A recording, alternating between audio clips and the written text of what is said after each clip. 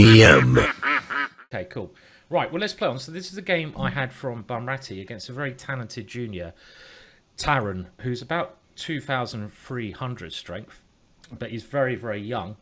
And I'm going to go through the opening moves quite quickly because that's not what we're concentrating on today, but it's nice to see maybe how we got to the position in principle. I was probably had a couple of Guinnesses, so I played one B3. It is Bumrati. It's the only tournament that you're encouraged to drink at. I don't normally drink when I'm playing chess. I'd like to say that, not in international events, but in this one, you certainly can.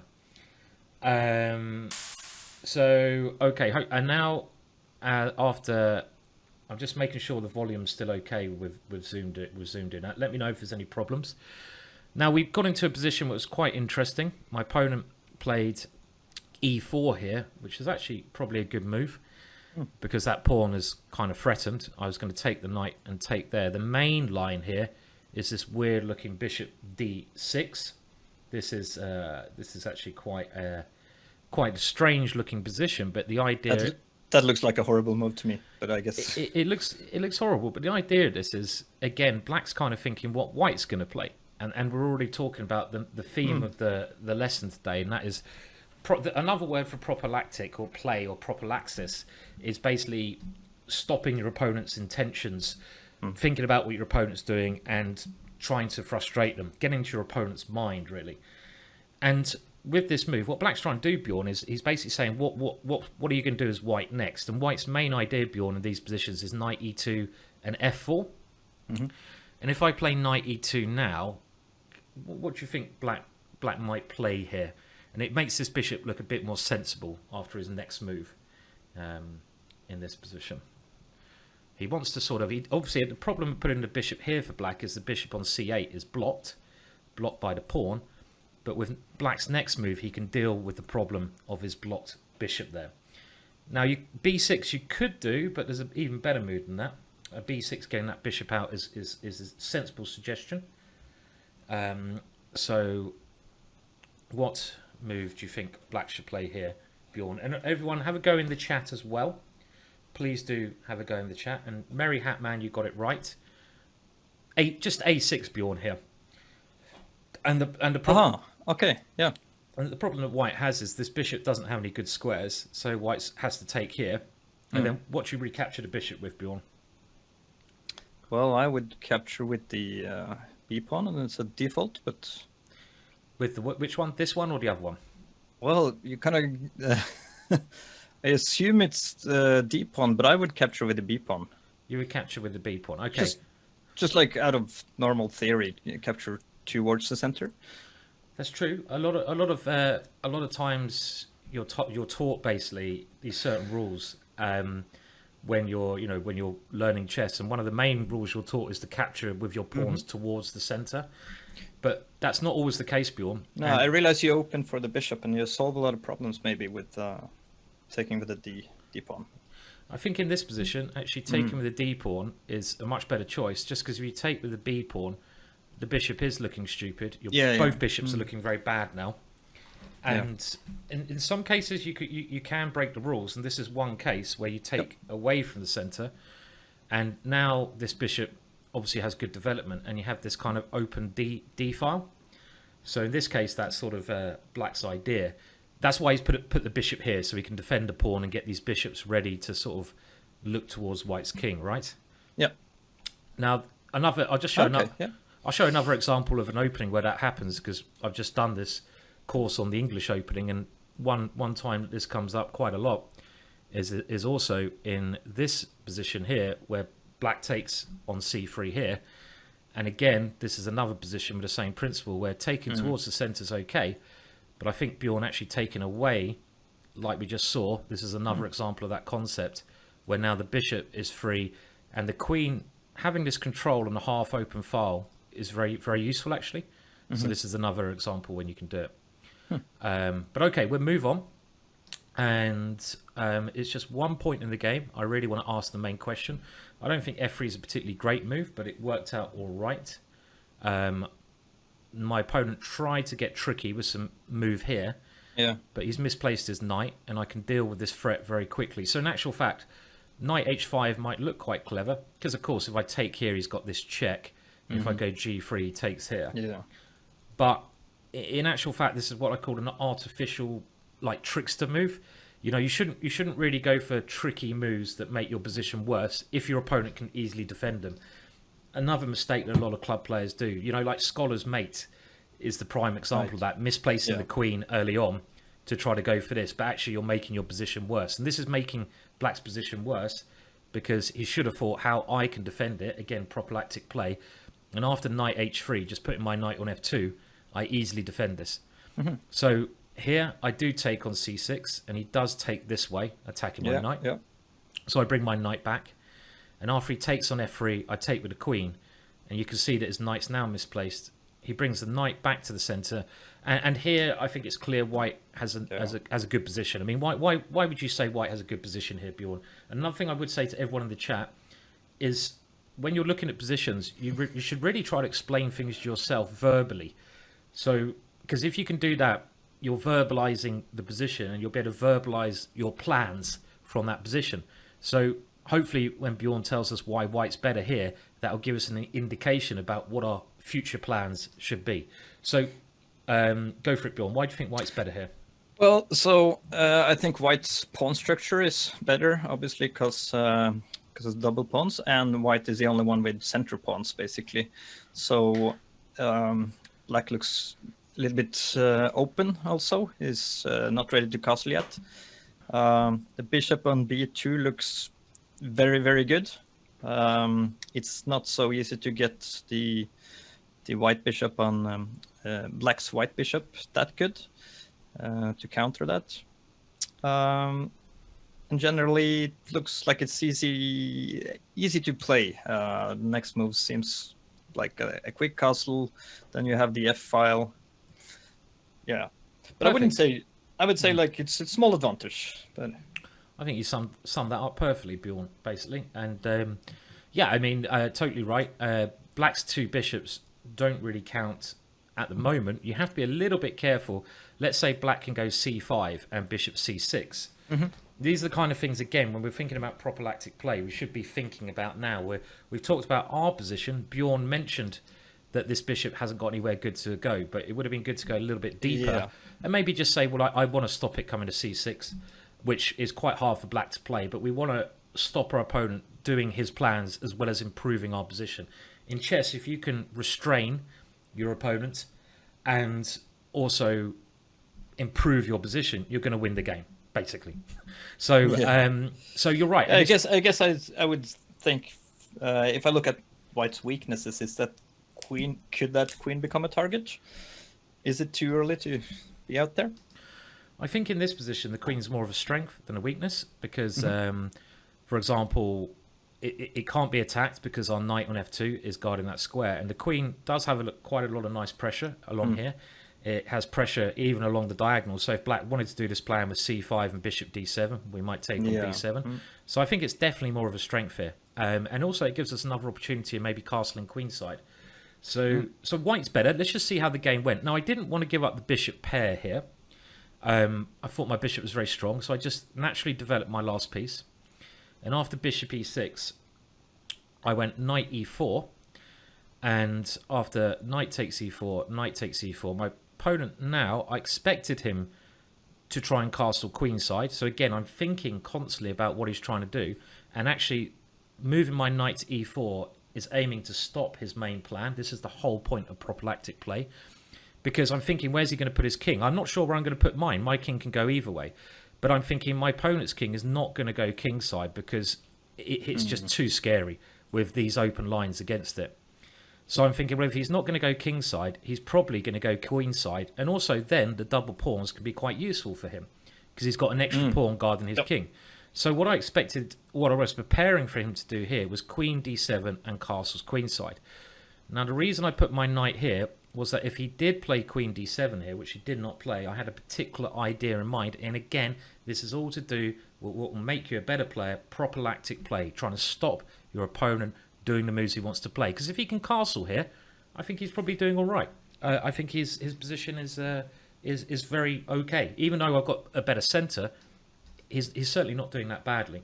So we want to try to stop our opponent doing the moves he wants to play.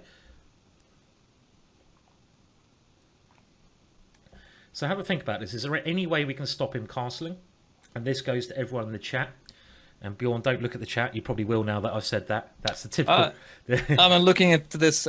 I'm just looking at Skype actually. Okay, good. Yeah.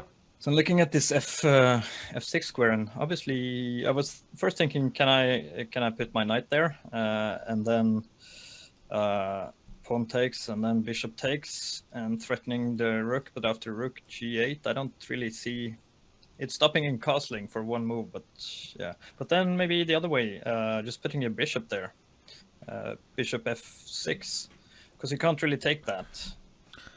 Well, I think you've worked this out perfectly well, Bjorn, and that's what I was planning. I mean, knight f6 is, again, just not working.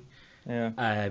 Okay, you stop your opponent casting for a move, but you're attacking with one piece and you've lost all your other pieces, so you're right. You're right about that one. But actually, I was planning to play bishop f6 because this is again, the way to winning chess is to really make life difficult for your opponent. This is what the lesson is today about, discombobulating him. And it's actually a little bit hard for him to now, get the position he wants. He can't castle through the bishop. If he moves his bishop, I can take on g7. Yeah. I would say that's a pretty safe pawn with knight f6 coming next. I'm doing very well here, probably winning. If he tries to take my knight, which is defending the bishop, well, I think that's not a problem because I can always take with the queen, and it's going to be a check. So I think in general, bishop f6 is it's very hard for Black to find a move here. So we're getting in the way of his plans. So we're really trying to think, what is our opponent playing? How can we stop it? So I think that works quite well, basically. It's hard. These fancy moves that actually does something.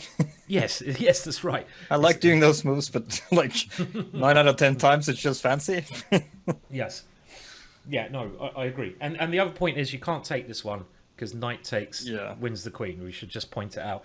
And we're basing positional ideas on tactical themes as well there. But you're right. It is nice playing a fancy move, but only if it does something. And this does something. So it's okay. Now, let's Can I just... Sure. Simon has let me play in some Sunday tournaments between mostly grandmasters and title players. And I was... Peter Swidler has been streaming some of these. And I was actually watching Peter Swidler commentating when I was playing you, Simon. And really? There was this this kind of thing happened where Peter was just like, Simon is going to take care. It doesn't work, but if this is an attractive idea, he just can't help himself. And obviously it took, and he won the game.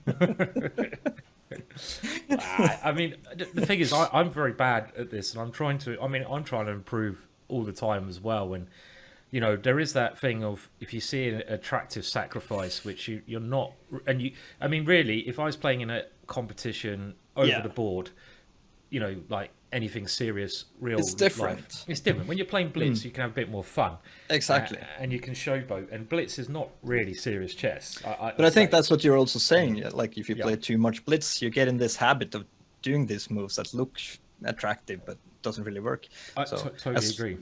Oh. Yeah. It's a bit dangerous. But okay, sorry. No. I thought it's funny as well. I mean, Peter said that quite a lot about my moves, and it's nice to have Peter Svidler talking about my moves more than anything else. Exactly. Yeah.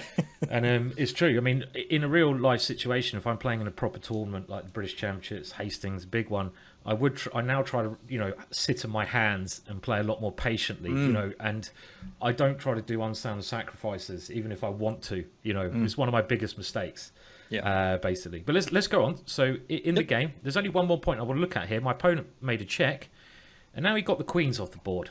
Now, there's no reason to fear the exchange of queens, even if you're a tactical player. And I know, Bjorn, you'd probably want to keep the queens on the board. No, I know the way you play. But in general, if you can get... I mean, this to me seemed like a very nice position because I've got my central pawns. I don't mind exchanging queens. And now I castled, because I'm attacking f7. If he castles, I take on f7. And my opponent now was a bit worried about me moving my knight here to increase the pressure there. So he now played h6. H6, yeah. And this is probably the one point in the game I wanted to look at. Thank you for the subscription, Big Harvey. And Now, again, before we look at our own ideas, and this is the kind of habit I'm trying to get you into, what do we think Black is trying to maybe do in this position? Because at the moment, he's not castled. His pieces are not very well coordinated. They're on the back rank. The bishop here is not doing anything. I've got my rooks connected, my pieces coordinated. It's not a big advantage at all, but this is how we try and improve our position. What is Black trying to do here? And I want everyone in the chat to get into our opponent's mind and work out what Black's plan is, because if we can do that, we can try to stop it, meaning we can try to get a big advantage. And this is the most important position in the whole game. This was the key moment. I found the right idea here, and I believe after the idea I found, the rest of it was reasonably easy to win, to be honest. So have a think about it. First of all, not look at our ideas. What is Black trying to do? So have a think about that as well, Bjorn. And we give everyone a moment or two to think about your opponent's moves here.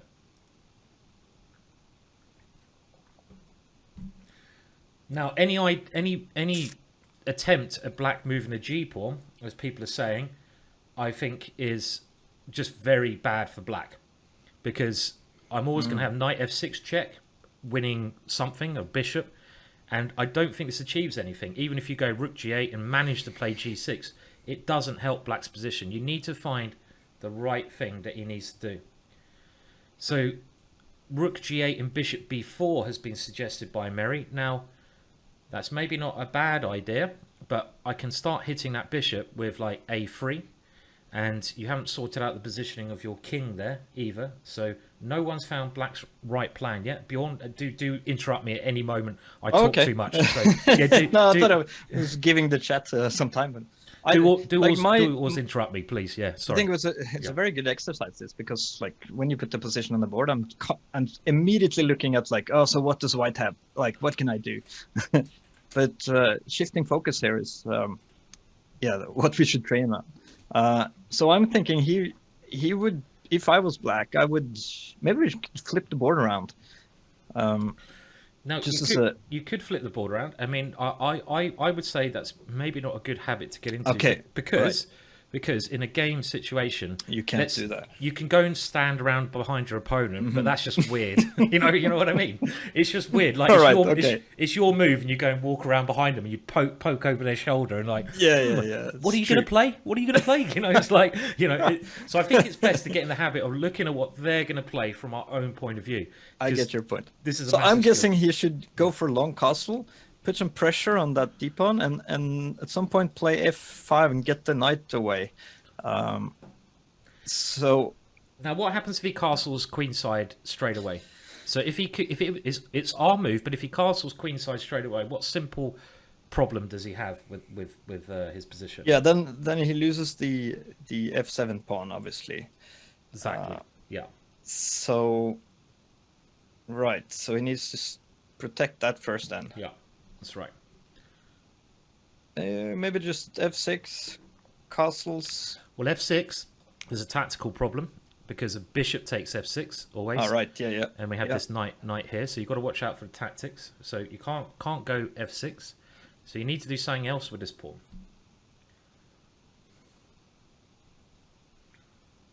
Right, maybe just f5 right away then. Well, f5. Maybe knight f2. Your bishop's a little bit on the wrong side of this pawn. Yeah, it could be a kind little of blocking bit, the bishop in. So, and this could be quite weak. When I start going knight f2. So I don't. F5 might be an idea later on, but it also, you're never going to block this bishop out. I mean, I'd maybe want to even angle for f6 later on rather than f5, because also it's a target to my rook. So can I just keep it there and put my bishop on e6 then? Perfect. Yes, perfect. And the one plan that my opponent has, I thought, that improves his position is to go bishop e6 and castles. And if I just play some normal moves here without thinking, which I think maybe a lot of club players would play, let's say I go rook f4, because that looks like, an aggressive move. I'm going to double rooks. I'm attacking his bishop. This must be a good move. In actual fact, I think this is a very bad move, because I help him put his bishop on e6. And then I might go, rook f1, yay, I'm doubling rooks. But actually, why? You're never going to take that pawn. And now that he castles, his position has massively improved. for a start, he's got a rook in the middle. He's got a little bit of pressure against d2. He might be threatening f5 and taking on d2. He wants to now just put his other bishop somewhere. Maybe he goes f6 now. I would say f6 first because we don't have this tactic. I don't like f5 because it leaves the bishop open, but I think black will just go f6. Can you take it though? Sorry? Can you take it though? Knight takes and bishop takes and you might be able to take it.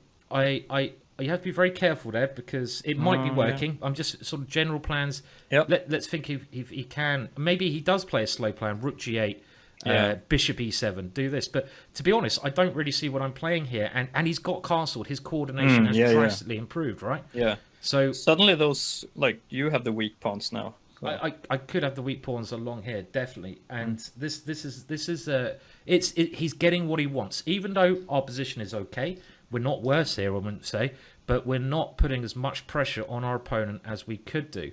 And this is really a key point. And after h6, now that we know what black wants to do, right, let's try to stop it. We know he wants to go bishop h6 and castle. So this is the way I'm thinking. This is the way that you should be thinking if you want to really improve your game at home. You want to be thinking also about your own plans, but your opponent's plans. We know his plan now. Is there any way to discombobulate him? I love that word. But also, is there any way we can try to at least stop him doing bishop e6 and castling? So have a think about it.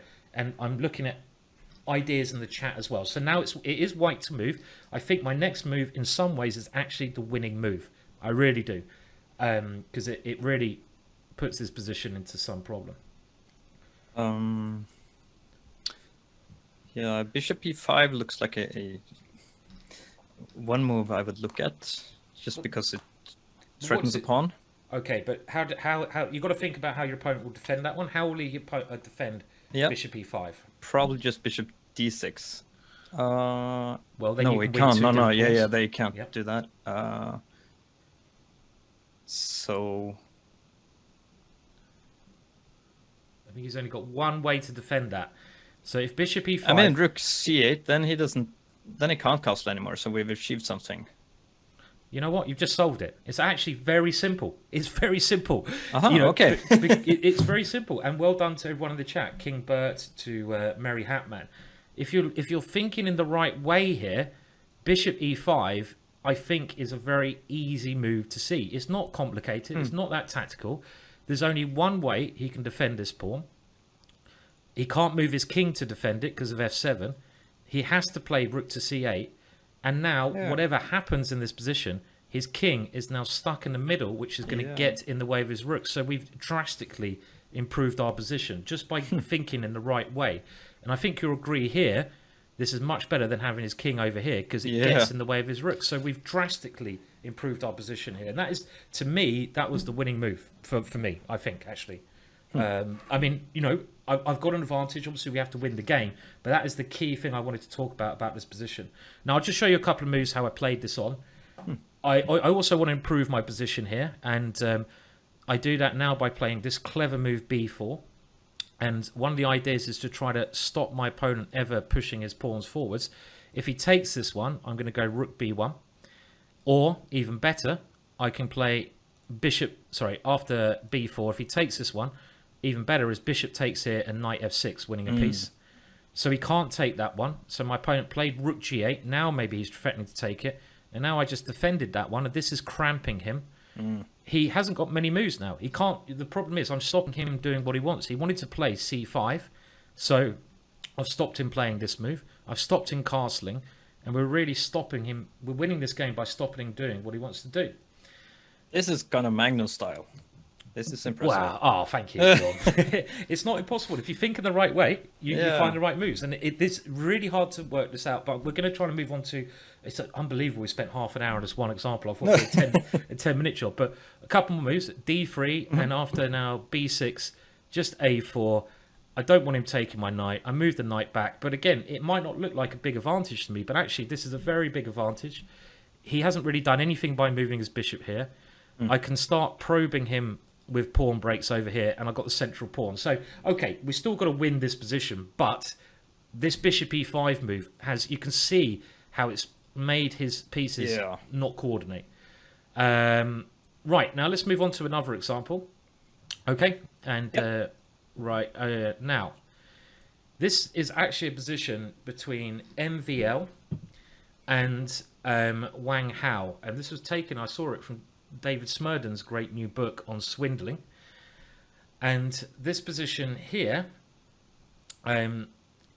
it's actually now white to play. What should white do? So we're actually now swapping into just a position which is quite tactical in nature.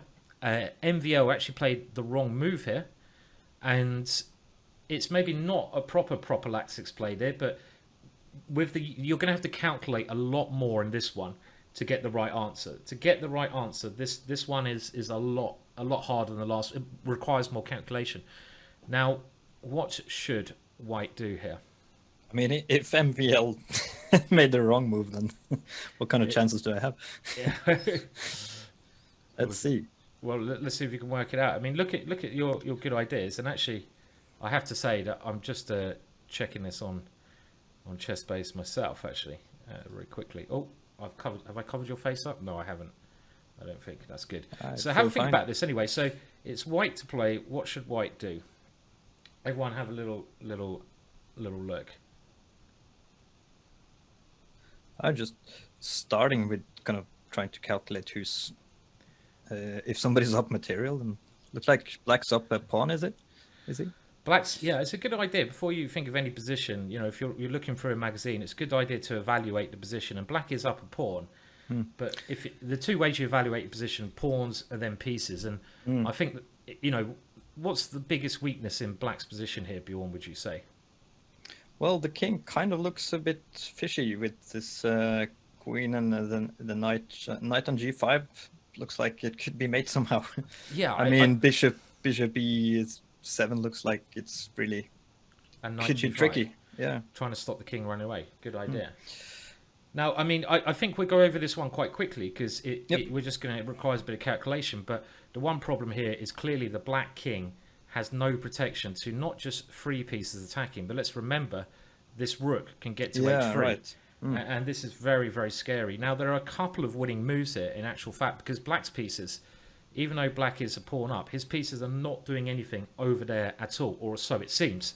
They're really getting in the way. So we should just be, really winning through some attack here. And I think someone actually suggested bishop f6. And obviously, if you're thinking about this move, you have to calculate it. Right, yeah. You have to calculate it, because if it doesn't work, you're going to lose.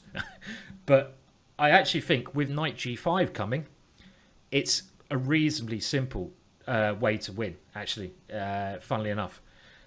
Because if knight d3, trying to get some counterplay, well, we can even... What would you play here, Bjorn? I mean, this is a way to try and get some counterplay. And you have to remember, this check could be a little bit annoying for your king, so look always for the simplest solution, if you can, and the most forcing. Yeah.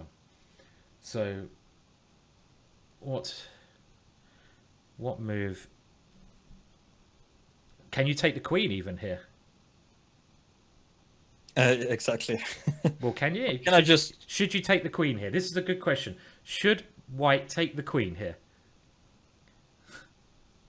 Just take the queen or take the knight? Normally a queen's better than a knight. Yeah, exactly. Taking one of them looks good. Which one do you take? Which one would you take in the chat? Everyone in the chat, which one would you take? The queen? You say take it. Take what? You could take the queen. Which one would you take? Take okay, what? Yeah, go on, Bjorn. I would start by looking at taking the queen. Okay, so if you take the queen, if you can win the queen, then you win, yeah, right? Yeah, exactly. So why would I lose that? Check. Yeah, I would take the queen. You take the queen. Okay.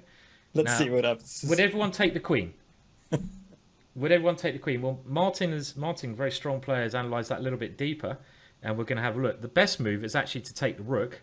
You can't take the rook. Take the knight, because after queen takes here, knight here. That's just game over. It's actually better to win the king than the queen, but that's not actually the main reason, because now there's no way you can stop this queen coming in with checkmate.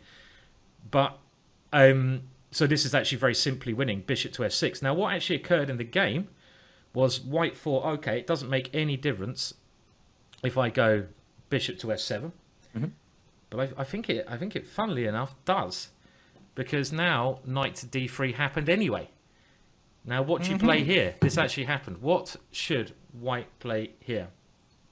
Do you take the queen again? Oh, would still take the queen, of course. Okay, now let's have a look. If you take the queen, black can draw. Black has a draw. No. Yes. How does black draw in this position? This is how the game went. The game actually finished with Wang Hao getting and it's an amazing draw. It's an amazing draw. Knight f4 check, and king g3, knight e2 check. Yes, perpetual. And you just have to... Oh, shit. Yeah. And the thing is, if the king ever comes back here, you got rook to c1, yeah?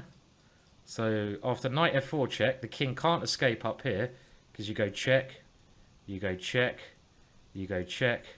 If it ever comes backwards at all, well, you can try this. Try knight g1. You can try knight g1. But after knight g1, let's have a look. Check, knight g1. Now there is a problem with this. I think it's just knight e2. And in actual fact, after, for example, king here is forced, I think, and it's getting very risky, this. And well, I mean, this is really unclear. And from having a completely winning position, this is not so clear. Now, in actual fact, okay, let's have a look. What happens if you go rook takes d3 though? Because this worked before, right? Okay, so why doesn't rook takes d3 work now? Now, this is the other idea. What can black play here? And when I mean like this is prophylactic play, this is a tactical version of it, because the mistake that MVL made, he didn't work out what black's idea was. And black's idea is always knight d3. And there is a big difference with having the bishops on one of these squares now. And what can black do now after this move? Because you want to go knight g5 and checkmate again, right? Simple. And if you play a move like f6, I'm just a piece up, because I can just move my rook. I'm piece up, remember? So this, this is MVL. He's going to win a piece up. So there's only one move here, and maybe this is the move that MVL missed. Can anyone see the move that black can play here? I'm looking at rook c1, but it's too slow. Rook c1, knight g5. I made you. Yeah, it's too slow. Yeah. So anything else? Chess Talk has the right idea, because you need to play something very forcing and quick here as black, because otherwise you're either going to get mated or you're going to be a piece down. So the only move is g5. And the point of this move, if knight takes g5, now your queen defends h7. And actually black is the exchange up now. Yeah, still looks a bit dangerous, but I guess it's fine. It's actually very safe here. The queen can always come to g6, and black has counterplay as well. So a little bit dangerous, but it's thrown away to win. So this is a really weird case of it. Yeah, I mean, this one is a high tactical level one. Should we have a look at another example? Yep. Okay.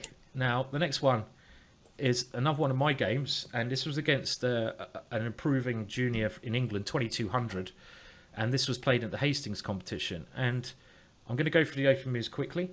I play the exciting Exchange Slav, which has got a really boring reputation. And the reason I play this is because I'm playing a junior. I don't really want to learn I don't want to go into a lot of theory, because he's probably got a better memory than me. I just want to get a position where I'm very comfortable and I can try to outplay him. Now, the idea that I'm playing here looks really weird. Yeah. But the point is, I've now stopped his bishop getting to this square. So he has to play, at some point, e6. And can you sort of see why I've done this kind of check over here? How's this helped my position? So now he has the bishop inside the pawn change. That's right. And his pieces now are a little bit worse than mine. Yeah. Because my bishop is outside the pawn chain, and his bishop is inside. So this is actually theory. Yep. So we're going to go on. So I just develop, and we both castle. I put a knight on the center of the board, and now he goes bishop e8. And we can even think here, okay, I'd say the opening's over now, so we've got to start thinking about middle game plans.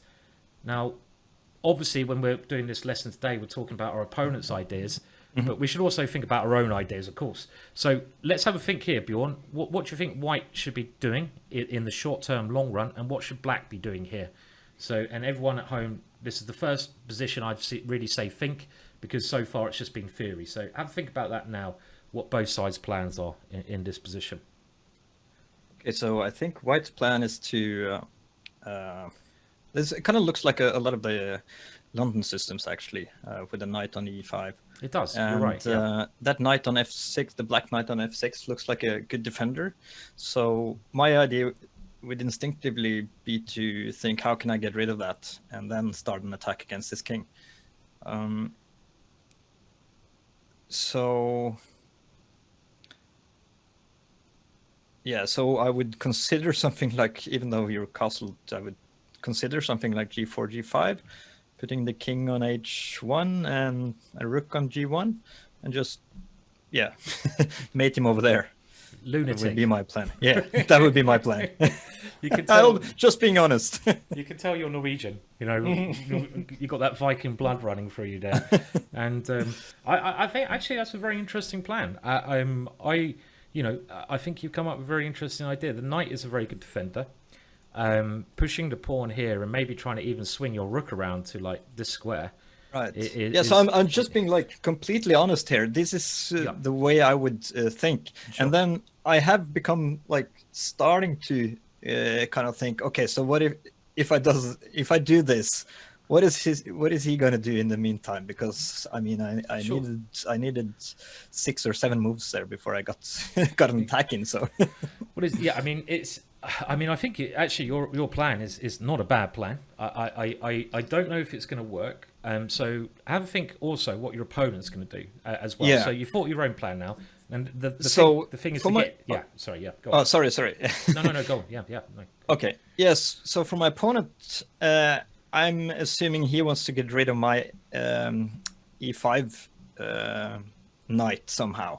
I'm also assuming he will play. I mean, he has this b5, b4 idea right now, actually. Well, he can't play Well, yeah, he can play b4 right now, and b5, b4 wins a piece if I don't do anything.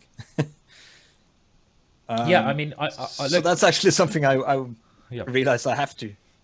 You have to do something about that. I mean, to do something about that. Yeah. I think, to be honest, you've again hit most of the things on the head, and by looking at your opponent's plan.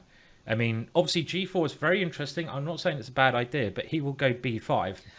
This happens to me so many times. I'm like, okay, I make the first attacking move, and then he plays B5, and I'm like, oh shit, is this gonna hurt me? I mean, the other thing he might just do is actually just play G6. I'm just wondering if G6 stops all of your attack forever, because you've got to think. The other problem is playing moves in front of your king. Well, I could win his you rook could win the now. exchange. Good point. So maybe not G6. Well spotted. This is actually a very interesting idea, but I think he's also got some sacrifice with knight e4. Right. Where your king could be weak, a little bit weak like that. I mean, I think G4 is a good idea, but I'll just tell you the way I was thinking about this. Mm-hmm. And I think G4 is maybe not a bad idea. So if you went for G4, there's nothing wrong with being aggressive, but you've got to look out for your opponent's plan. So if one move first. Yeah, I mean, but you did have a good attacking plan there. You didn't. It wasn't just going G4, G5. It was getting the rook around. I mean, the way I was thinking about this was, okay, my opponent's main plan is B5, B4. Yeah. Mm-hmm. I do want to attack his king because my knight's good. My bishop's pointing that way. This bishop could join in later on. And in order to get in a good attack, you normally need to have your queen in a good position. At the moment, it seems like my major problem, my queen is on this pin. And also, even if I do attack him, I kind of don't want my queen behind my bishop. Right. You want to swap them around, basically. You want the Fiona attack. Yeah, and there's another way that you can do this from this is a very common idea from the London system. And I know this from my knowledge of other openings. Where do you think is the best place for the queen if you can't swap it around with the bishop? If you could pick that queen off the board, let's just do that. Where would you put it on any square? Would you put it on A8? No. Well, I have to start somewhere. So yes. Let's see. No. So everyone have a think about this. Where would you put the queen if you could put it anywhere? Let's just take it off the board. You can put it on any square. Where would you put it? This is a very good way to improve your positional play and to your maneuvering style. Just to think, where can you put it? So any idea where you could put that one? Where would you go, Bjorn? I'm looking.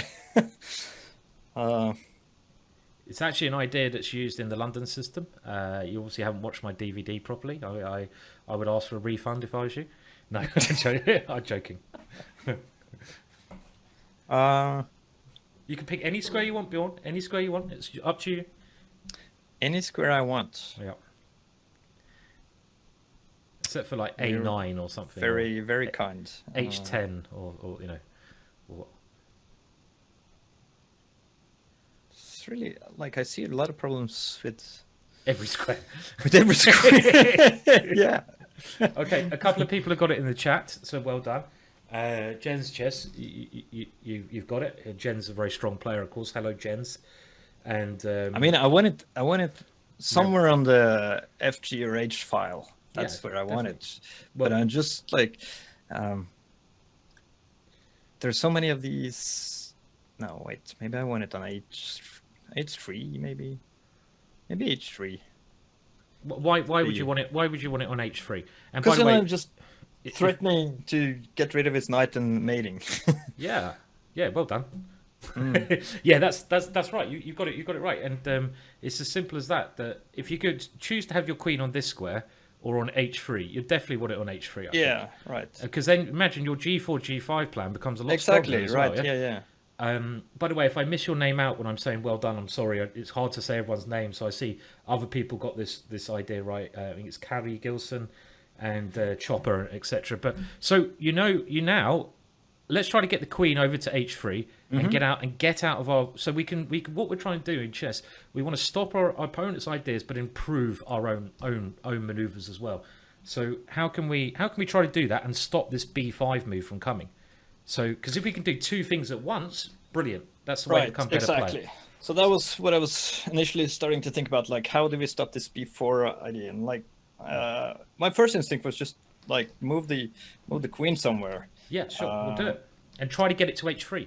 I mean, the other thing is so, now we've kind of said the H3 is the best square. One way you can do this is just think how you get, you transfer the queen to that square. It's as simple as that. So think of a route of getting your queen to this square over here. So how do you do that, Bjorn? So queen A2, queen F3, and queen H3 would be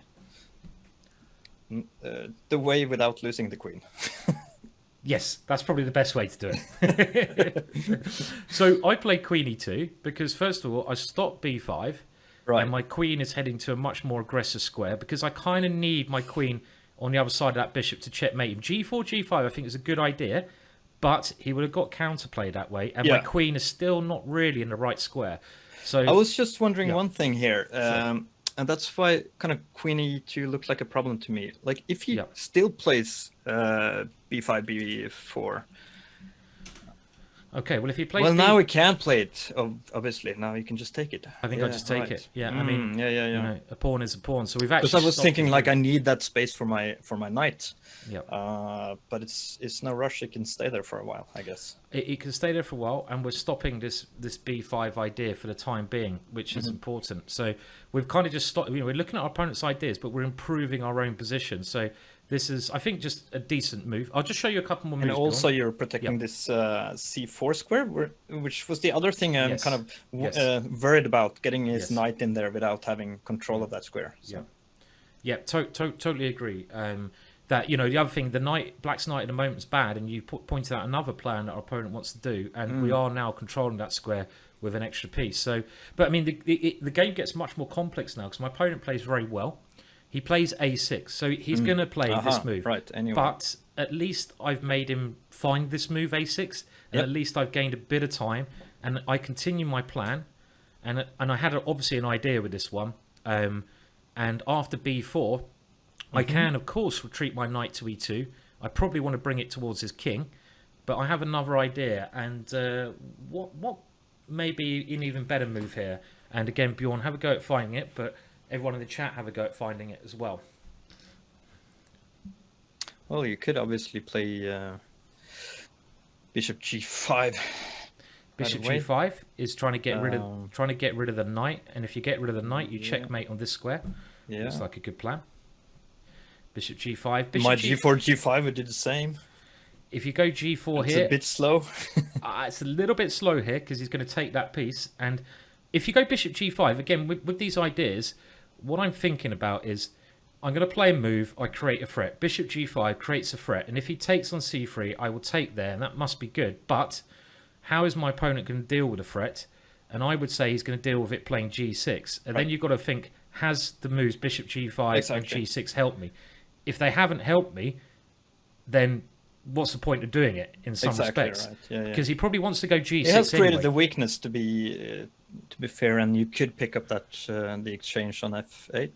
Well, I don't know if you can, because you've got to move your knight first of all. Right, and you're losing so will he have time. time to get away, will he? I think he's going to go bishop b5, and his rook will have the e8 square. So, Okay, for example, something like this. And I mean, bishop, I think he has to play g6. If you think about it, the only way he's going to block this bishop is by playing g6. So I don't think bishop g5 is the right way to do. So we kind of do... Yeah, so then... so we've eliminated that possibility, and we still want to get rid of the knight because we're threatening mate. So knight g4 looks really, really good. Okay, so if we go knight g4 and he goes g6, what are you going to do then? Let's say he does the same thing.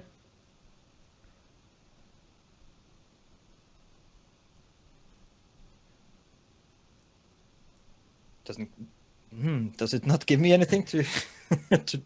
that check on h6 doesn't give me anything. King moves. Okay, so It might do. It might do. I mean, it's actually what I played. But what does it actually give you by getting the knight there? He has to move his king. It's too hard for me to see directly. I can try, but and this is the problem. Obviously, I'm not good enough at calculating.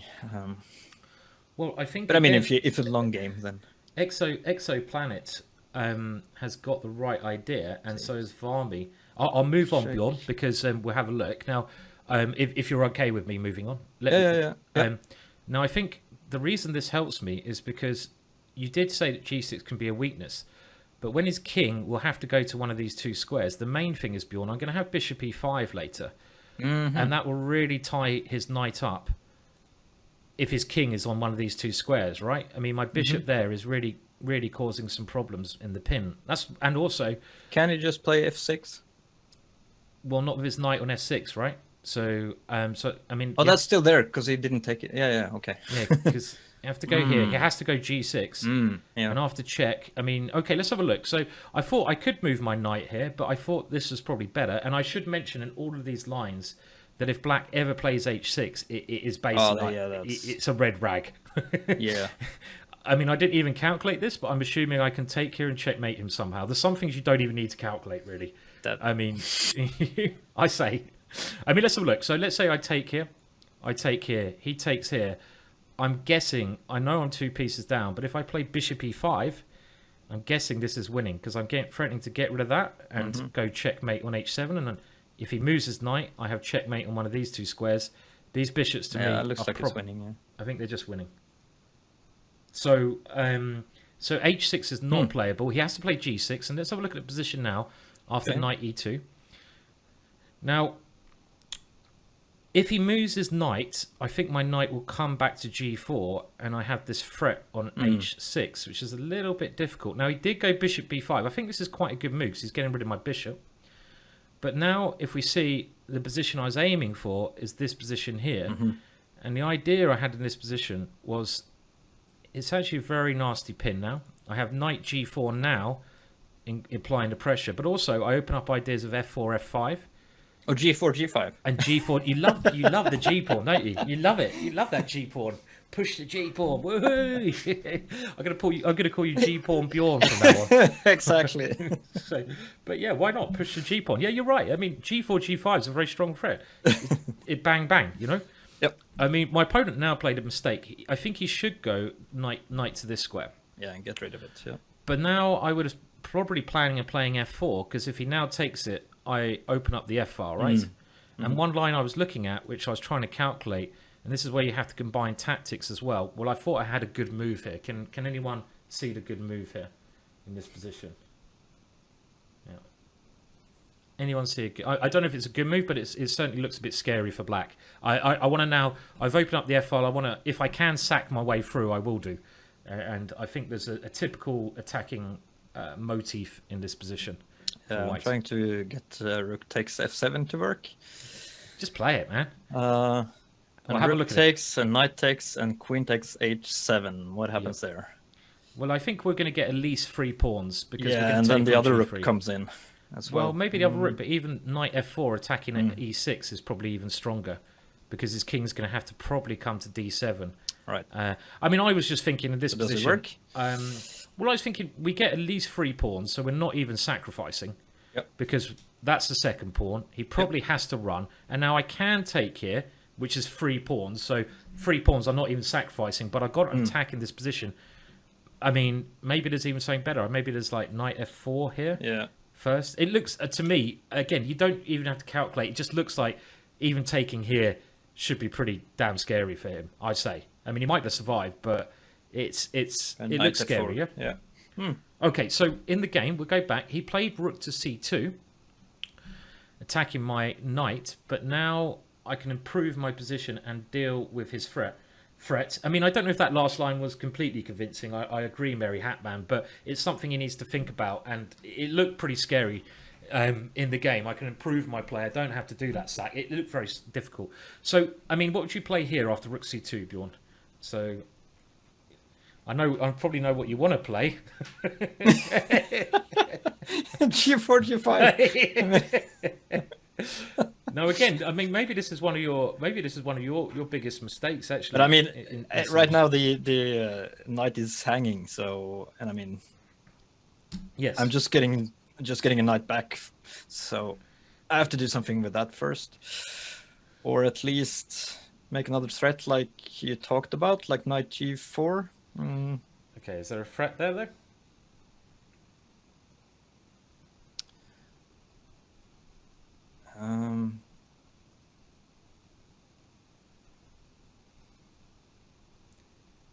So queen h6 check. Maybe not. Maybe not. I mean, I think one thing I've noticed with your play, Bjorn, in general, is that, and again, I think this is very key to this position in general, and maybe a lot of other people is, well, you know, you want to attack at all costs, and something like this or knight g4 are the first moves you're looking at before you look at anything else, because you're just looking at killing, which is okay, but you are obviously, if they don't work, you're going to have to calculate. You're just losing the knight. So sometimes a simple move, you still have the threats. You don't need to do them straight away. As long as you're sure you can still keep those threats, but improve your position first. I'd always go for the simple choice first. Save you even your time calculating those moves. So, I mean, I would be thinking here, well, I don't really want to defend the knight because, you know, I lose my knight on h6. I mean, my knight on e2 is not doing anything. My bishop, knight, and queen are. So why don't we try to do something with this guy here? So bring it in. Yeah. So where's the best place to bring it in? Yeah. So, yeah. What is the best place? I'm thinking g3 maybe. You got to think about what your plan is with that knight after you move it. So what's your plan where's that knight going to go from g3? What's the point of putting it there? Knights are the pieces, particularly more than any other piece, that when you bring them out, you must have a good future for them. You know, you must put them on a square where they have a way to do something in the future. Bishops can often get out, rooks and queens can, but knights, don't put them on squares where they don't have a future. So you must. Can you justify your knight g3 to me? No. I'm just thinking there should be. It gets in the way of your g pawn, doesn't it? You don't want that to happen. That's true. Yeah. I was actually thinking it would get in the way of the f pawn otherwise, but yeah, of course it gets in the way of. But I don't see. I think my only thing was that I can't see where it's going from f4 either. Well, you got to and think... at least I had 2 options on g4, g3. Sorry. What were your 2 options? Well, I'm looking at h5 and f5. Ideas f5 doesn't make any sense with the pawn on e6, but h5 is at least a way of opening things up. But I can't really see anything. Okay, well, let's have a look. You can still go to h5 if you go to f4, of course. I mean, Right, exactly, you're not right. ruling it out. So Yeah. I don't think that's an argument to say that it's better on g3 That's rather true. than here. I think Yeah. the one argument I would say is that your idea of f4, f5 is actually pretty good, because if he takes there, you should be able to sacrifice on that one with a knight, with a rook. Right. I feel, because maybe with the knight and then the rook. So let's just say black doesn't do anything, which he will. but if you do this kind of thing, Yeah. the way I'd play this now is, okay, you can sacrifice pieces if you've got a lot of pieces attacking, and here you've got you've got so many pieces attacking that the sacrifice must work. I mean, some sacrifice you don't even have to calculate. I would probably do it this way, and now I would take here even with the rook, and I have my last one coming in. I think his position should just be collapsing. We've only sacked one piece here. I mean, this must be winning. I think sometimes visually you can just see. Is there a better way of doing this? We can actually do this one, take on e7. That's the cleanest way of doing it, and then take on f6. So, for example, this is probably immediately winning with. What's the best way? Maybe this check first, and then we just win the queen like this. So I think knight g3 is not stupid with this idea, but we want to go again when we're attacking for the most forcing line. I think one person in the chat got this completely correct. So again, Jen's chess, well done. And Jen's chess is one of the stronger people in the chat. And you're all doing very good in the chat, by the way. So I'd like to congratulate you all. But knight f4 is even better. But now we have to think, and Jen's chess saw the idea behind this. There's a really strong idea behind this move, which Jen's did notice, and that was actually, Bjorn, at some point knight takes f7 because of the problems with e6 and problems even with h7 and taking on g6 and taking the rook. So right. That's not easy to see. Well done, Jens. Yeah, it's very well done that Jens saw this one, and this move knight takes f7 is really, really, I think, the killer blow. Yeah. And if black doesn't pay attention, I think that's just going to be crushing here. So my opponent did do a good defensive move. He admits that this move is wrong, and he now comes back to defend e6. And the point now is knight takes f7 doesn't really work because e6 is defended. So it looks like we've got a fantastic position here, and this is where it's very easy to go wrong. Another mistake that low-rated players often do is not finishing off winning positions, and we've got 4 pieces attacking. So the way I was thinking, and I think the way you should think here, you obviously, because you've got so many pieces in your opponent's king, you should be looking for force wins. But, and very importantly, if there's not a force win, don't try to force it. And I think sometimes Bjorn, you might be trying to force it here. And also, very importantly, be aware of your opponent's ideas, because, for example, in this position, again, let's go back to the title of the lesson today. What is black maybe trying to do here to relieve some of the pressure? What is black? I mean, let's have a think, Bjorn. What do you think black's next move will be in this position? I think knight c4. Definitely. And get rid of that bloody bishop, because that bishop is so. If black can play, for example, knight c4, take that one. We have to take with our pawn, and then he might even better go knight g8, and he gets rid of another attacker, and all of a sudden you could actually, if all your pieces get exchanged off over here, you could be in a worse position in some cases. So this knight c4 is actually, if we don't, we have to do something. I would say, or stop that plan. So is there an immediate win first? Anyone see an immediate win in the position? Exoplanet has a very good idea. It's not the idea I played, but it's a very good plan in this position, and probably just as good as the move I played. The other thing I was thinking my opponent might play is bishop d6. Yeah, I was looking at that. It's hard to stop that, but it is hard to stop that. You're right. But I think I found now I see that g4 again is being given by, which is not it's not stupid, but even if you go g5, I mean, can you do it in time? So g4. I wonder if g4 knight. Okay, g4, knight c4, g5, and if you take here, I take here with check. So it's not so stupid, is it? So g4. I wonder if g4 is better than what I played. I don't know why I didn't want to play g4. Is g4 very... I guess he has to go bishop d6 then immediately. Right, that's better. Then if you go g5, He goes bishop takes e5. Oh, right there. And if you take here, his bishop can take there. And if you take this way, I don't know if your pawn on g5 is very good. I mean, the knight again can come back to this square and you can defend. It's not a bad idea, but you've got to think of your opponent. I have to calculate it. Yes, and you have to think with your opponent's best defenses. Does it really help you? And I don't think it actually does in the position. But not a bad idea. Yeah, because it's one of those moves that has to work. Otherwise, you just. Well, I think your king's reasonably safe, but is there better options? I mean, I'll tell you my thought process in a second, but I mean, I'll just show it on the board. So I think black has to get rid of this bishop now. And if we do this kind of thing, you can't really take there. So you have to take this one. And then I think something like knight to g8 is a good defensive setup for black. And even though it looks a bit scary over here for black, I think he can defend this one. I don't think you're breaking through here. And he might now be able to get some counterplay with this kind of idea. So it's a little bit messy. I think there's a better way of playing.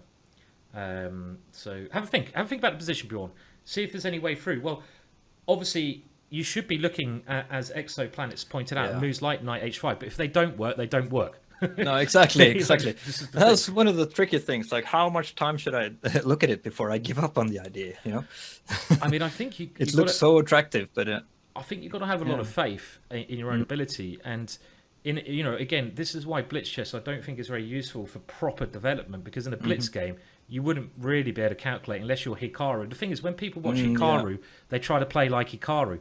But no one could play like Hikaru because he's a bloody legend. So, he'd better work this out in tenth of a second. But no mortal can do that. And that's why blitz is bad, because if you want to really improve, what you need to sit there and work out this until you're deadly sure if it's working or not. Because obviously if it wins, you should play it. But if it doesn't win, it will lose. So it's very important. And I think the rule is, Bjorn, if you're looking at this, try to look at it, and if you can't make it work, then you're just a piece down, basically, at the end of the day. So it's something to be avoided. So any more suggestions and moves from Bjorn or people in the chat? You've got a bit of time, don't worry. I'll keep an eye on the chat.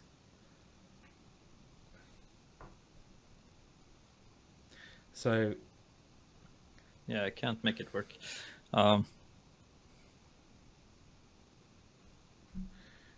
Well, it's an interesting question from, is it Trisa Set? If you go g4, bishop here, can we take on s7? Well, you can, and it gets very complex, but remember the queen is blocked by your g-pawn towards e6 as well. So maybe, though, that's something worth thinking about. If the bishop ever comes here, you might be able to play knight f7 in this position, because the queen can come through to here. So that's right. I mean, knight g4...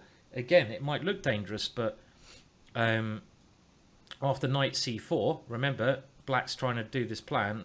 If you don't have a follow-up, then it is not probably right to play it. You've got to have an idea. Definitely, are you creating a threat? If you're not creating a threat, then it's maybe not working. It's got to improve your position or create an unstoppable threat. Otherwise, why play it? So does knight g4 really improve your position? It looks scary, but that's the whole thing with chess. You don't play moves which look... sometimes you have a feeling and you can go with it, but try to really back it up with something concrete. Okay, any more ideas? I don't think anyone's got the move I played, actually, funnily enough, and it's a very simple move. I'm looking at just a rook to c1 now. Ah, Bjorn, you got it. Well done. You've got it. Oh, really? Yes, yeah. And Trisa Set, yeah, you got it right. I was wondering if I should play b3 first or not, just to stop his knight to get in. Then obviously I lose a tempi. Well, I think both of these moves, b3 and rook c1, are the way to play. Now, the way I was thinking was, and this is a very good way to think, I think, you're attacking here. Clearly, you're attacking over here. Yeah. Now, we should be looking at these moves, but if there's not a breakthrough, and I just don't think this works, I don't see what your next move is. You're taking here. You don't have any threats, actually. No. There's no threats. Check, the king can come here. I couldn't see how this works. There's no. It's weird. It looks like there should be a threat, but there's not. What about knight g check and knight g4? Well, let's say it's black's move. Are we stopping him from playing here? He's going to get rid of our bishop, which is a key piece. I think we're just going to be losing this. Like, check here, knight g4, and I just take this. He just takes this one. And we're actually losing. I mean, again, Yeah. It's not working. It's simply not working. So the way you should be thinking here is, okay, if we don't have an immediate attack, we need to bring in reinforcements and stop our opponent's ideas. The only pieces which are not really doing anything are these rooks. We know that our opponent's rook here is a good defender. Now, b3 is a good idea. I like this. This is going for the lesson plan, stopping that knight coming in. But rook c1 is much better in the position. Queen h4 is not winning, actually, but I'm not going to look at that now. Very bold statement. Just it's winning, easy. And the point is, the only reason I wouldn't play this, Bjorn, is if my opponent could play knight to c4, but he can't actually play this because of why. I mean, I would not play this if this move works, but he can't play this because of a simple-ish tactical reason. So now you have to take on f6 first with check. Well, then bishop takes, and then b3. And then the knight then it comes back. there. I was Gilson has it right in the chat. Because I was first thinking he would just take on e5 and then take the rook, so he's up a piece. But this doesn't work either, does it? I'm never sure. I'm going to go with Gilson, and because I'm never sure if it's pronounced carry or Kerry. So but you've got the right idea. Well done. I think the idea, Bjorn, is just b3, because if black now takes here, we take with a pawn and we're winning a piece because it's check in the position.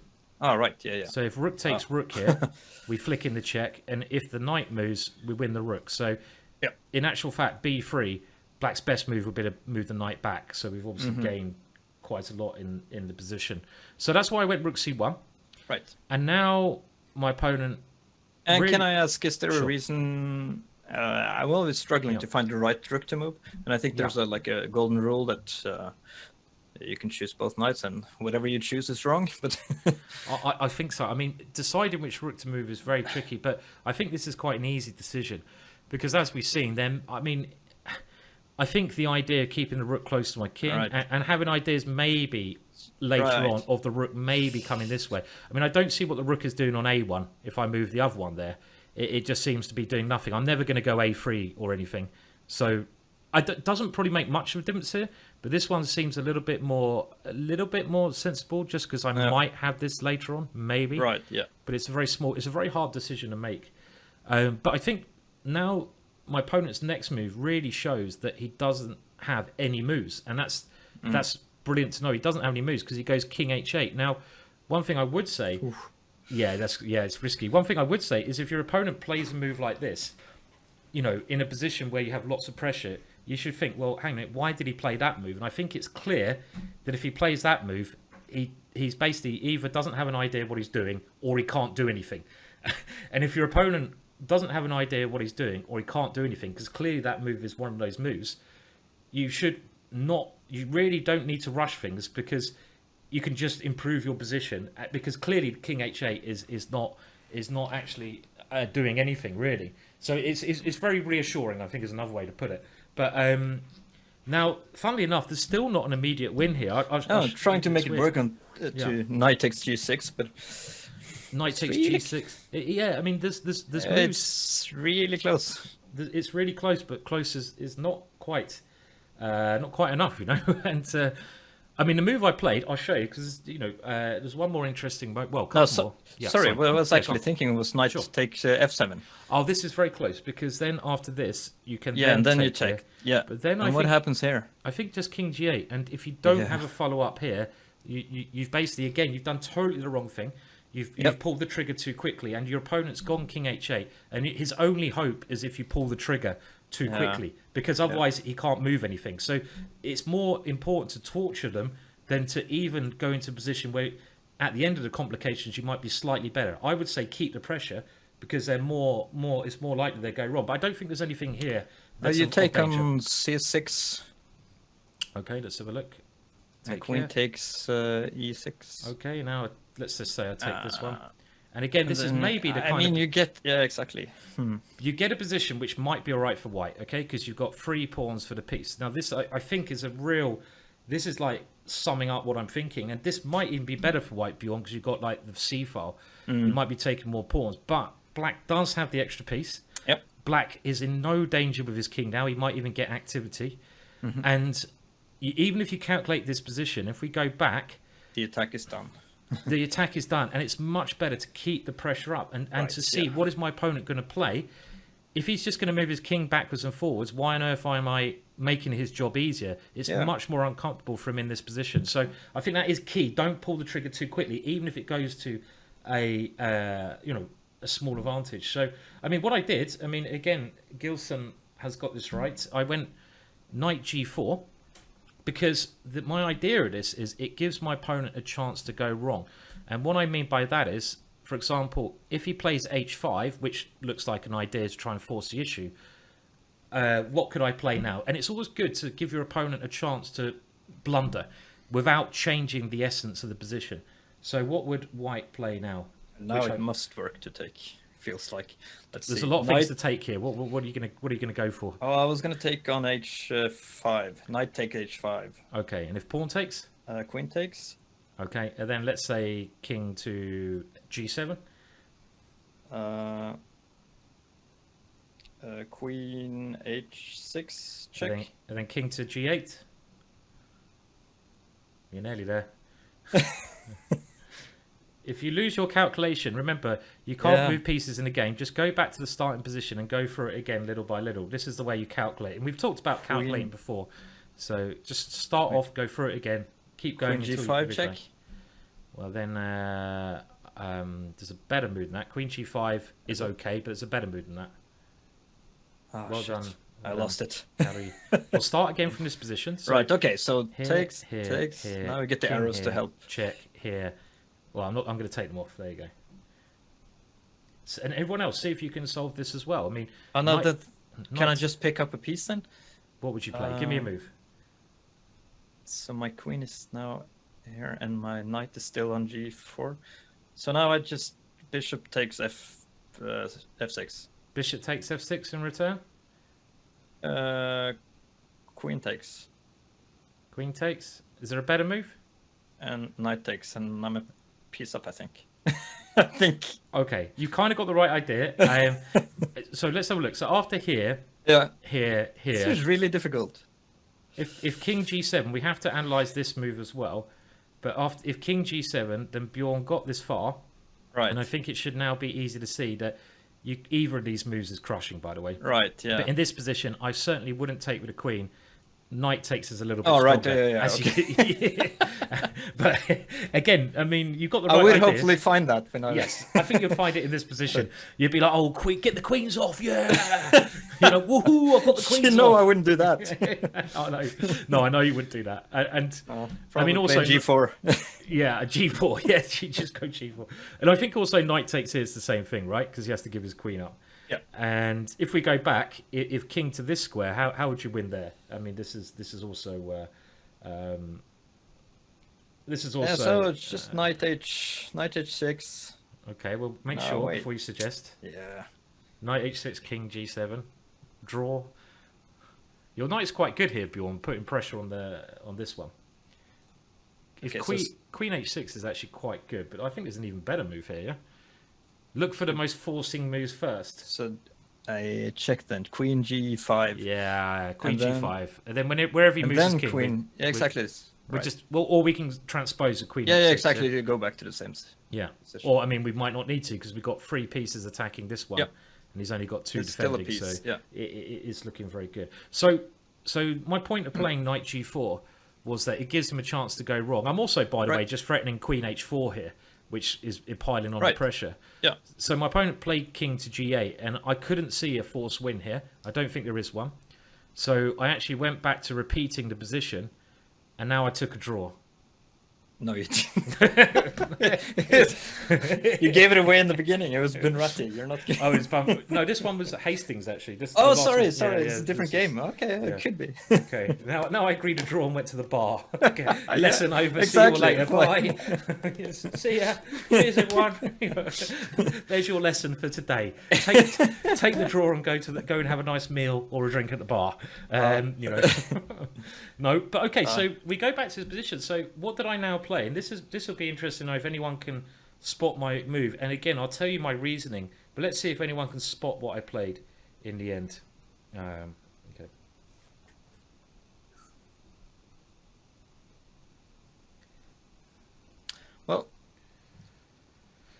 it's kind of the theme of the day, though, to like just cripple your opponent. So I mean, b3 is not a horrible move right now. Well done. You're improving, eh? Yeah, you're getting the right idea. Yeah. And I mean, again. Yeah, I realized it's not a horrible move. No, you're getting the right idea. And I mean, actually, G4, you probably is even stronger now. Yeah, that's true. In actual sense, this is the one time in the whole.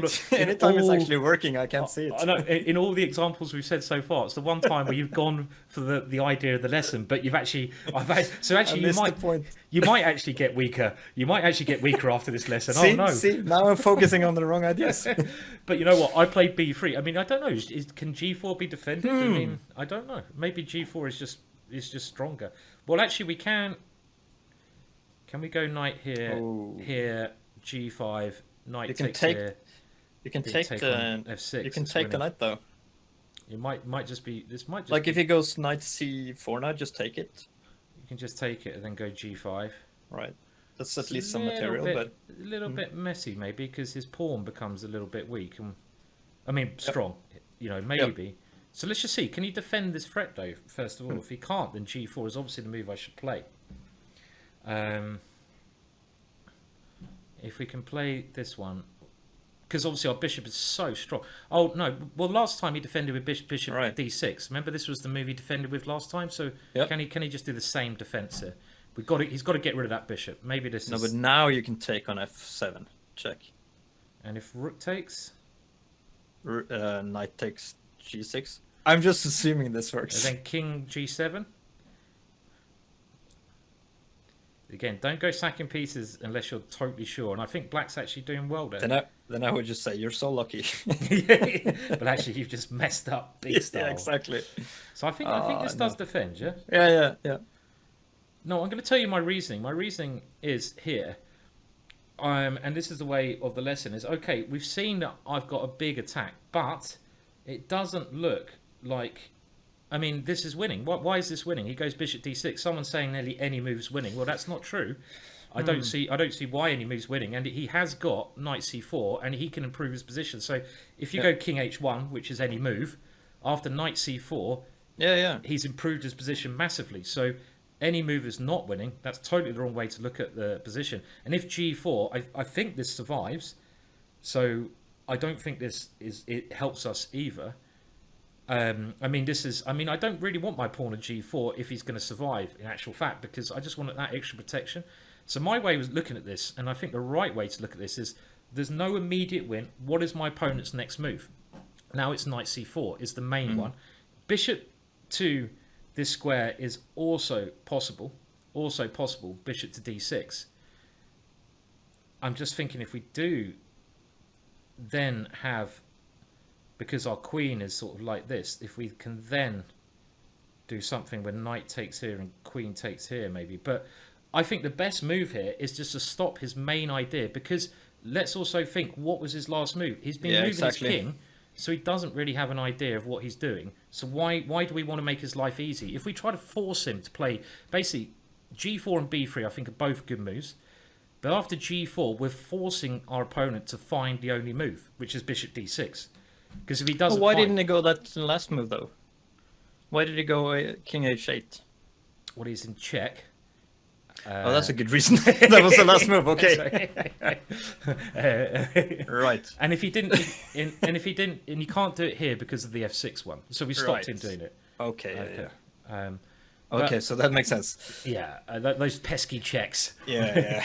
But I think the weird thing here is, and it's quite weird. I don't know if Zoom's got a bit of delay on it, but the weird thing here is I think my choice was good, because if I play g4, he's a good player.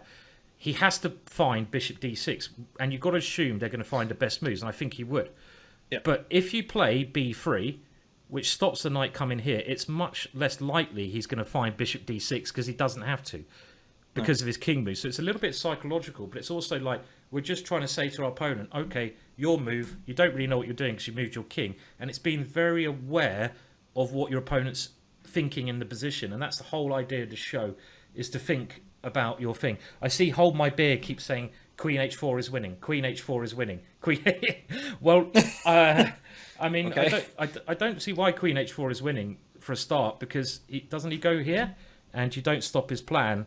And he's always got this king g7 if you move your knight, which we've seen. I don't think this is winning, but maybe it's another idea. But I think b3 is just a good, and also it's good to be lazy sometimes. You know, I mean, if he does find this bishop d6 move, then obviously b3 is a better move than having done g6. I think it is anyway, because it stops his knight ever coming in here, so we make this knight bad for the rest of the game. G6 also stops our knights coming back, so it's G4, you mean? Yeah. G4, yeah. I agree. I think we're going to finish this game off anyway. Yep. We'll have a look a bit more. Now, my opponent played a very good move, rook to c3, and now the next move is very tricky. But let's see, can you find it? Can anyone find the next move? Because if I take it, his position that's improves. scary. Yeah. So we don't want to do it. And all of a sudden, he might be getting some activity. His knight also, now the rook's moved, has this square on c6, right? And remember, his idea, we're always looking at our opponent's idea. So what is the best move to play now? What is the best move to play now? Now, if knight takes f7, rook takes. And I think, again... It's the same thing. It doesn't really... I think when we say look promising, and this has been a suggestion in the chat, you should have a very good position, so don't pull that trigger. Unless knight takes f7 is clearly winning, it's the wrong move to play because you get rid of all that pressure. You've really got him in like a position where he can't, he's really struggling. And as soon as you do something, it's like, he's going to have to play good moves. So don't pull the trigger unless it's winning. Don't pull the trigger. Keep the pressure on. Keep the pressure on. So the best move here, I think, is maybe, again, the hardest move of the game, but after my next move, he loses in just 2 free moves. And this is all about that Prophylaxis play, stopping our opponent doing what he wants to do. Well done, by the way. A couple of people in the chat got it right. Well done, Quint, 334. Well done, KS Legion OWO.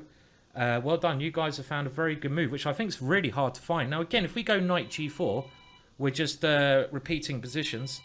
So... I'll let you have a think. I'll just answer the phone quickly. Professional. Hello, mate. I'm just streaming at the moment, actually. So I'll just give you a call back, yeah? Hello? Okay. Okay, I'll give you a call. Bye. Any idea, Bjorn? I'm looking at actually playing a queen move. Just because I'm trying to get my f4 knight to g5, because if I get my knight there, then it's crushing, I think. Okay, you're breaking up a little bit, I have to say as well. You're breaking up quite... sorry. I'm trying to navigate my f4 knight to g... Am I really? Yeah, your sound's very bad. Should we restart this? I mean, let's... It's been a bit bad for a while. Let's restart the call, shall we? Can you put me another... Yeah, can you restart it and quickly join in again? Because it's gone really bad, the connection here. By the way, we were actually... I was planning just to doing this last bit, and then we're going to call it a day anyway. So we're actually getting near to the end of the lesson, and I hope some of it has been useful. There's only a couple of more moves to go, then we'll go over the key points. So we'll just see if Bjorn can get back online again. Hopefully he can. Just see. And we'll see if... I'll keep an eye on Slack for him. Maybe his internet's gone down. Now, yeah, I mean, if we think about this logically, there's 2 moves. We don't have anything immediate here. I mean, as we've seen, if we go g4, bishop d6 defends. But also, if we don't have anything immediate, what is our opponent trying to do? And this move here is quite clever because he's vacated the c6 square and he wants to play knight c6. So the way you should be thinking here is like, what is my opponent trying to do with his last move? Well, he's moved his knight away from that square and he has... Okay, Bjorn's saying his computer is dying. He's moved his knight away from that square and he wants to move his knight back there. And this is what this lesson is about. It's about understanding what your opponent is trying to do. And all we want to do, if we can't do anything ourselves, is stop that idea. I don't know if we're going to get Bjorn back on, but the one move to stop that is... I'll just tell him.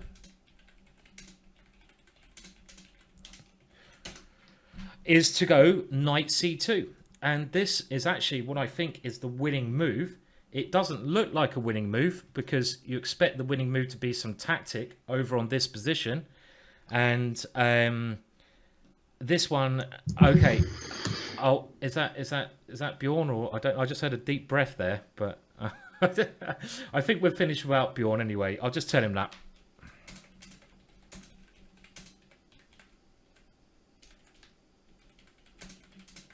By the way, he does say in the messaging service I've got that he sends a lot of love to everyone. I think he's still listening, so if everyone can say thank you to Bjorn now, we're going to finish the show just for the last couple of moves here. It will be great.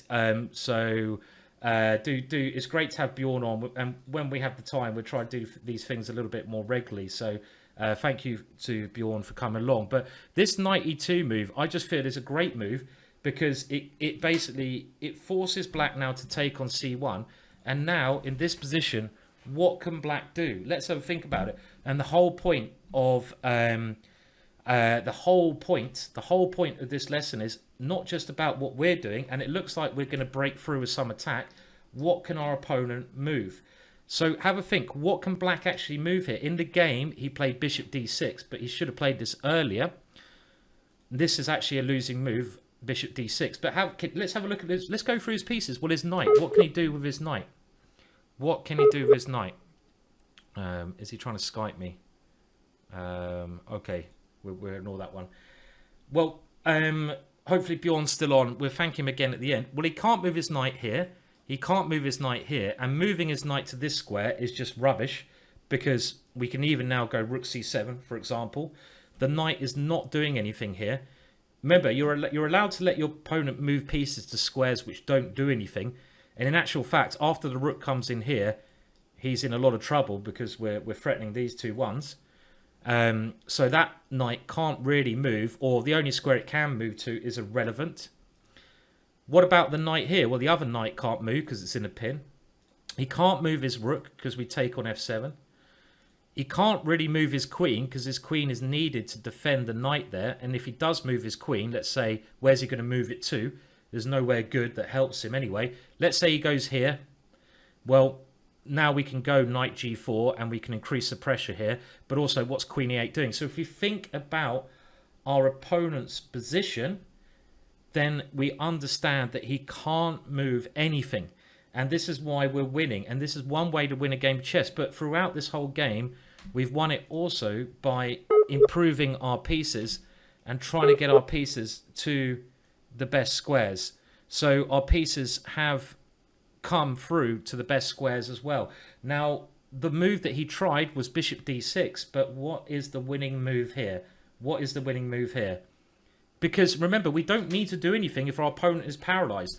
Next move, I might just go bring this knight around. I might even go g4 soon.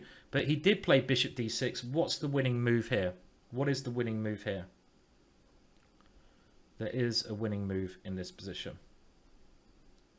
Of course, my opponent could have defended easier, but by not forcing the issue, and when I mean by not forcing the issue, by not trying to sacrifice in an unclear way, we've made him make mistakes, and that's one way to winning.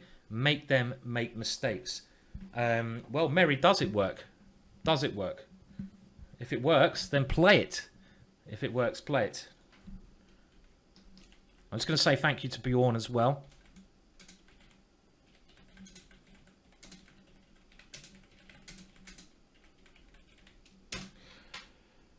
Yes, the winning move is rook to c8. And this move just shows our domination of the position.